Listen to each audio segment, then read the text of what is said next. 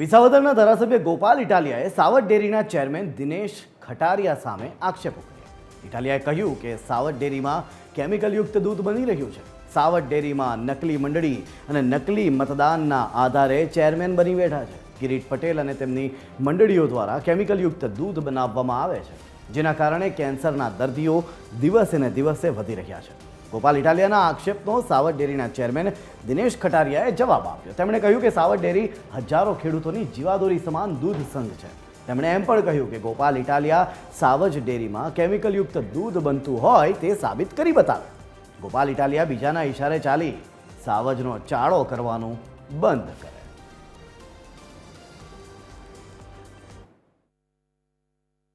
दूधनी अंदर pure chemical नाखवामां आवे छे। ई केमिकल वाळुं दूध सावज डेरी में भाजपना माणसो भरे छे। सावज डेरी में पेकिंग थाय छे। ई पेकिंग वाळो माल आपणे बीजा तीजा दिवसे खरीदीने पी जाईए पछी थाय छे आपणे केन्सर। दवा तो वर्षोथी छटाई छे। हमणां ज का केन्सर वध्या? जमानामां मोनोकोटोफॉस थी चालू थयेलुं।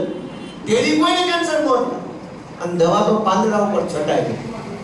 पण तोय जूनागढ़ सावज डेरीना भाजपना મળતિયાઓ નકલી મંડળીના આધારે નકલી મતદાનના આધારે ચૂંટણી જીતીને સાવજ ડેરીમાં બેસે, કેમિકલ વાળું દૂધ વેચે, કરોડો લોકોના જીવન સાથે ખિલવાડ થઈ રહ્યો છે। હજારો ખેડૂતોના જીવાદોરી સમાનના દૂધ સંઘ હોય અને દૂધ સંઘની અંદર જેણે આક્ષેપ કર્યો કે દૂધની અંદર ભેળસેળ આવે, દૂધની અંદર ભેળસેળના કારણે લોકોને કેન્સર થાય, પણ મારે ખાસ મિત્રો આપને લોકોને અને આપને જણાવવું છે, ગોપાલ ઇટાલિયા જે કરવું તે કરે, એનાથી કોઈ સવાલ નથી, પણ લોકોને આપના માધ્યમથી એટલા માટે જણાવવું છે કે જે ગ્રામ્ય વિસ્તારમાંથી દૂધ ભરાઈને આવે છે, દૂધ ત્યાંથી ભરાઈને ડેરી તરફ આવે છે। મારે ગોપાલ ઇટાલિયાને એટલું જ પૂછવું છે કે જ્યારે ભ્રષ્ટાચારની વાત કરે છે, જ્યારે કરપ્શનની વાત કરે છે, તો હમણાં જ વિસાવદરની ભોળી ભાલી જનતા એને મત આપ્યા છે અને પોતે કરપ્ટેડ નથી એવી વાત કરે છે, તો પોતાની રોજિંદી પોતાની આવક જાહેર કરે અને પોતાનો રોજનો ખર્ચ જાહેર કરે છે અને જેટલા લોકો એને ચૂંટણી ફંડ આપ્યો છે એના નામ જાહેર કરે।